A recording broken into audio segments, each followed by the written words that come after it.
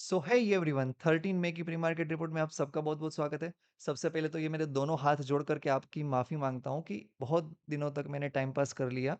मेरी कुछ ड्यूटी वगैरह लगी थी तो मुझे वीडियो बनाने का पॉसिबल नहीं हो पाया। लेकिन अब सब कुछ शांति है, हम रेगुलर वीडियो लेकर के आएँगे। तो चलो ज़्यादा बातें ना करते हुए स्टार्ट करते हैं। ट्रेडिंग आर्ट एंड साइंस की चैनल में आप सबका बहुत-बहुत स्वागत है। मेरे बहुत कुछ प्लान हैं, लेकिन धीरे-धीरे हम एक्सप्लोर करेंगे। सबसे पहले टाटा मोटर्स का जो रिज़ल्ट आ चुका है, उसके बारे में डिस्कशन करेंगे।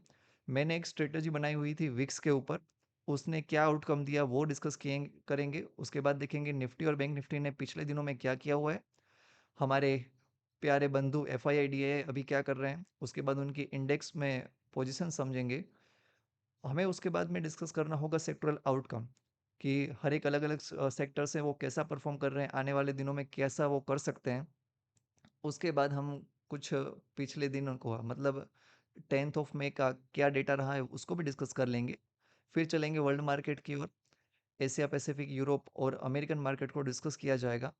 फाइनली हम मूव करेंगे गिफ्ट निफ्टी के बारे में, जिसके चलते हमें अगला प्रेडिक्शन भी देखने को मिल सकता है। कुछ एक्स्ट्रा डेटा डिस्कस कर लेंगे क्योंकि आज वीकेंड है हमारे पास, तो इंडियन रूपी हो गया, गोल्ड की मूवमेंट ट्रैक कर लेंगे और उसके बाद देखेंगे कि आने वाली इवेंट कौन सी है। आने वाला जो वीक हमारा है उसमें हमें किन किन बातों का ध्यान रखना पड़ेगा जिसके चलते हमारे मार्केट में चेंजेस देखने को मिल सकते हैं। और आपको पता है कि रिजल्ट सीजन चल रहा है, तो मंडे को किस किस के रिजल्ट आने वाले हैं वो भी हम बताएंगे। और फाइनली टेक्निकल एनालिसिस के साथ पूरे वीडियो को ख़त्म करेंगे। तो चलो ज़्यादा बातें ना करते हुए स्टार्ट करते हैं। सबसे पहली बात देखो, टाटा मोटर्स, मैं बोल रहा हूँ कि अभी आपके पास कैश पड़ा हुआ है ना, तो इसमें इन्वेस्ट कर दो। टेस्ला जब तक नहीं आ रहा है हमारे पास, तब तक टाटा मोटर्स को कोई बीट करने वाला है नहीं।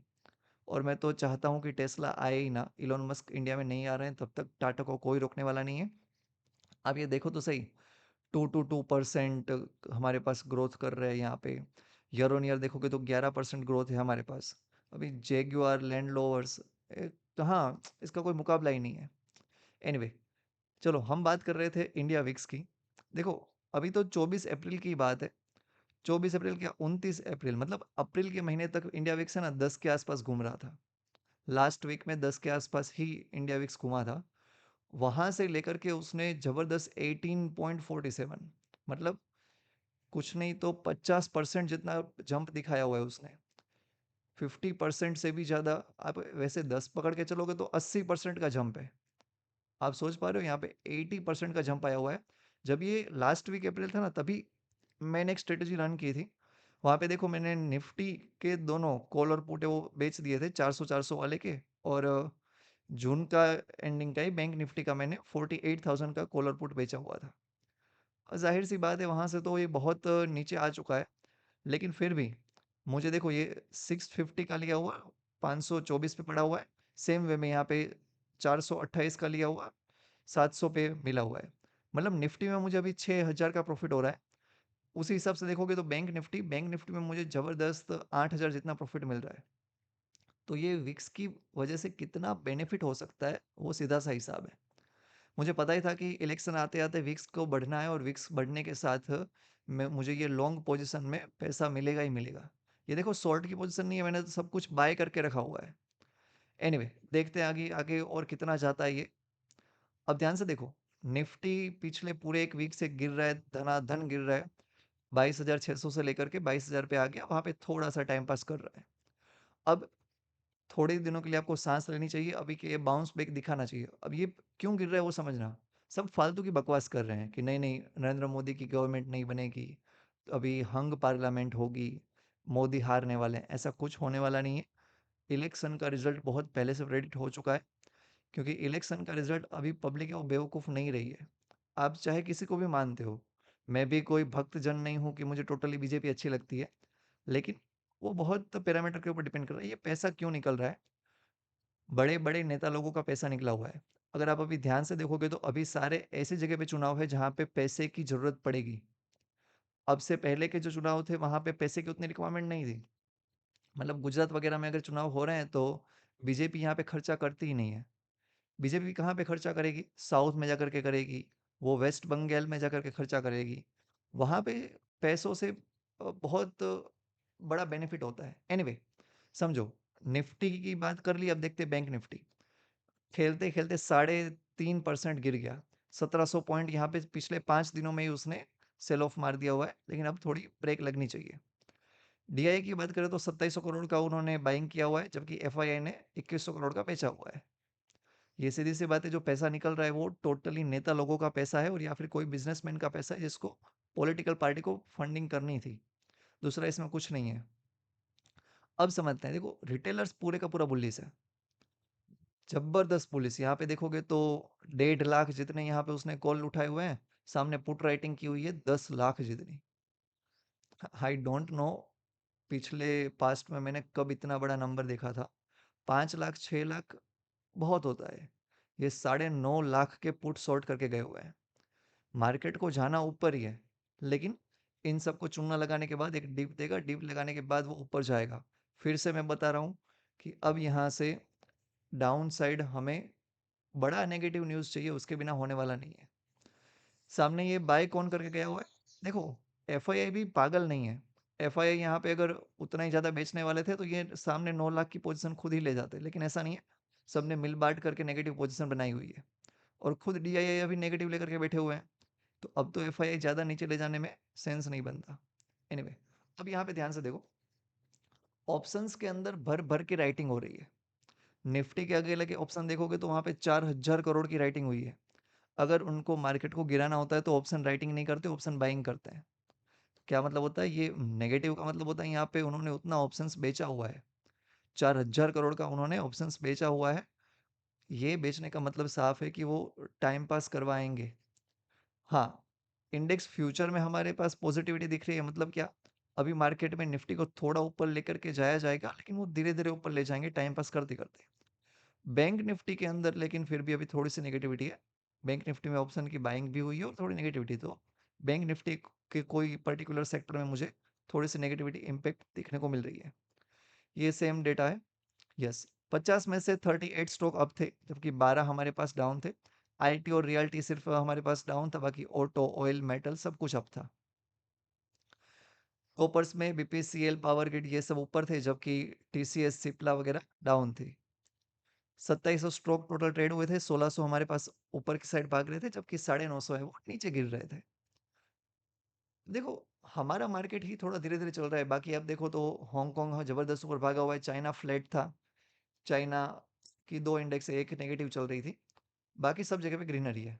उससे भी अच्छी ग्रीनरी आपको यूरोप में देखने को मिलेगी, यूरोप पूरा ग्रीन पड़ा हुआ है। अमेरिकन मार्केट फ्लैट है, कोई चेंजेस नहीं है। इंडियन एरियाज देखो, बैंक पॉजिटिविटी शो कर रहे हैं, जबकि आईटी सेक्टर हमारे पास अभी भी नेगेटिव है। डाउ फ्यूचर्स अंधाधुन भाग रहा है।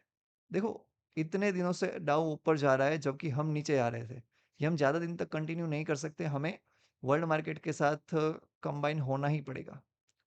गिफ्ट निफ्टी अभी नेगेटिव दिखा रहा है, ये एक बार के लिए गैप डाउन खोलेंगे। 50-100 पॉइंट का गैप डाउन खोल दिया, जितने भी रिटेलर्स पुट कैरी फॉरवर्ड करके गए हुए हैं शॉर्ट में, वो सब शॉर्ट हो जाएंगे, फिर धीरे धीरे वो ऊपर लेकर के आएंगे टाइम पास करते हुए।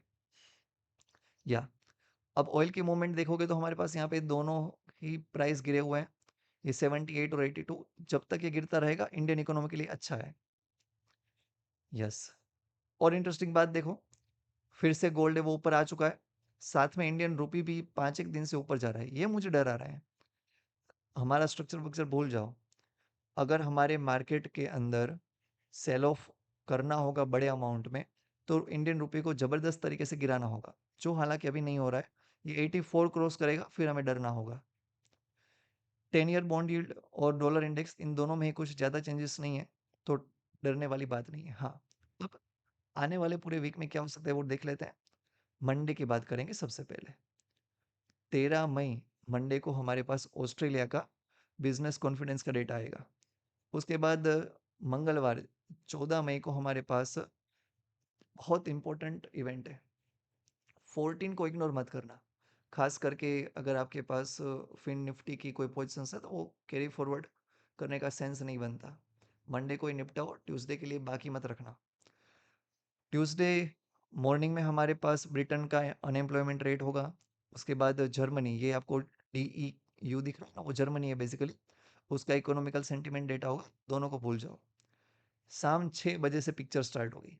यूएसए का पीपीआई डेटा भी आएगा और मुझे सामने 7:30 बजे यूएसए के फेड पोवेल की स्पीच है। इस स्पीच के चलते मार्केट बन भी सकता है, बिगड़ भी सकता है। उसके बाद इन्फ्लेशन रेट आने वाला है, कोर इन्फ्लेशन डेटा आएगा। बहुत इंपॉर्टेंट डेटा है 15 को, मतलब ये नेक्स्ट वीक है, वो बहुत इंटरेस्टिंग रहेगा। हम बहुत अच्छा पैसा कमा सकते हैं। फाइनली वीकेंड आते आते हमारे पास जापान का जीडीपी का डेटा और यूएसए का कुछ इंपॉर्टेंट डेटा आएगा, तो वो देखते जाएंगे। यस, आने वाले रिजल्ट कौन से, एक जोमेटो हो गया, वरुण बेवरेजेस हो गया, जिंदाल हो गया, ये कुछ इंपॉर्टेंट रिजल्ट है, वो कल आने वाले हैं। यस, निफ्टी देखो यहाँ पे 2 बार सपोर्ट ले चुका है। अगर इसको गिरना होगा ना तो भी टाइम पास नहीं करना चाहिए। मंडे के एक दिन और ग्रीन कैंडल बनाए और फिर धड़ाम से नीचे गिर जाए, तो फिर तो मैं भी बिंदास खुश ही रहूँगा। शॉर्ट पे शॉर्ट करते जाएंगे। लेकिन टेक्निकली मैं अभी ये नहीं चाहता हूँ कि ये गिरने का कोई मेजर रीज़न नहीं है। देखो गिरता कब पता है? जब सबको लगता है कि नहीं नहीं अभी तो मोदी आएगा ही आएगा, मार्केट ऊपर जाएगा ही जाएगा, तब मार्केट अनकॉन्शियसली या फिर सडनली गिर जाता। लेकिन पहले से इतनी बड़ी साइन दे रहा है, इतने बड़े बड़े रेड कैंडल दे रहा है, तो इन सबको देख करके रिटेलर्स भाग ही जाएंगे। तो वीक हैंड को निकालने वाली बात हो रही है ये। इतने दिनों से जो नेगेटिविटी बनी हुई है, उन सबको, जो वीक हैंड से उनको निकाला गया है। जरा भी डरने की चिंता नहीं है। एक आध दिन ये एक बार डीप देगा और फिर धनाधन ऊपर जाएगा, और ये क्रॉस करने में पता भी नहीं लगाएगा, ये गैप अप करते हुए ऊपर निकल जाएगा। सेम वे में बैंक निफ्टी में सबसे ज़्यादा पैसा बनेगा, वो भी डाउन साइड में नहीं, अप साइड में। हम बहुत ही जल्दी मिलेंगे। आज की डेट मार्क कर लेना, 12 तारीख हो रही है आज, और अभी यहाँ पे मार्केट है। जितना नीचे जा रहा है उतना नीचे जाने दो। जैसे ही ग्रीन कैंडल बन रही है 1 आवर में, मेरी स्ट्रेटेजी क्लियर है। 1 आवर में अगर कोई भी ग्रीन कैंडल हमको दिख रही है, पहली कैंडल को छोड़ करके, तो हम बिंदास बैठ सकते हैं, पोजिशनली बैठ सकते हैं, बहुत अच्छा पैसा मिलेगा। मैं भी यहीं पे बाय करने वाला हूँ, लेकिन एक बार ये लगता है कि अगर कोई बहुत बड़ा बियर बैठा है ना, तो उसको निकालने के लिए ट्रिक करेंगे, तो एक बार गैप डाउन या खोल करके थोड़ा नीचे ला करके ये सारे बुल्स को हटाएंगे, फिर दे धनाधन ऊपर जाएगा। ये देख रहे हो बड़ी बड़ी कैंडल्स, ऐसी धनाधन कैंडल बनेगी और गैप अप पे गैप अप चली जाएगी। तो दोनों ही bank Nifty as well as Nifty, दोनों में बुलिस हूँ, क्लियर कट बुलिस हूँ। दुनिया चाहे जो भी बोले, मुझे बुलिस रहना है। रीज़न क्या है समझो। अब ये बैंक निफ्टी को ना कायदे से गिराया गया है। पेटीएम को बैन किया, आईआईएफएल के ऊपर बैन लगाया, पॉलिसी टाइटनिंग की। मतलब बैंक निफ्टी को गिराने वाले और निफ्टी को भी गिराने वाले गवर्नमेंट ही थी। वो पोजीशन टाइट नहीं करते, मॉरिशस का ट्रीटी चेंज नहीं करते, तो ये मार्केट गिरना ही नहीं था। अगर गवर्नमेंट ने गिराया हुआ है तो मन चाहे तब ऊपर भी लेकर के जा सकती है। फाइन। चलो अब देखते हैं कि मंडे के दिन जिसकी एक्सपायरी है, mid cap Nifty, clear cut बड़े बड़े ब्लू बार बने हुए हैं। मतलब call writing call writing call writing. एक आप देखो तो 22,000 से कंटिन्यू, अरे ये क्या हो रहा है? आई होप ये किसी और इंडेक्स का आ चुका है, क्योंकि मिड कैप निफ्टी तो यहाँ पे नहीं है ना। मिड कैप निफ्टी तो 10-11 हज़ार पे होना चाहिए। सॉरी, ये मेरी मिस्टेक है, शायद निफ्टी आ चुकी है। तो इसको छोड़ देते हैं, बैंक निफ्टी का भी ओआई देखने का कोई सेंस नहीं बनता। Fine. So that's all in this video. Please like and subscribe. पहली बार आए हो तो सब्सक्राइब कर लो, आते रहते हो तो लाइक करो। अब तो हर रोज़ मिलेंगे। Thanks a lot.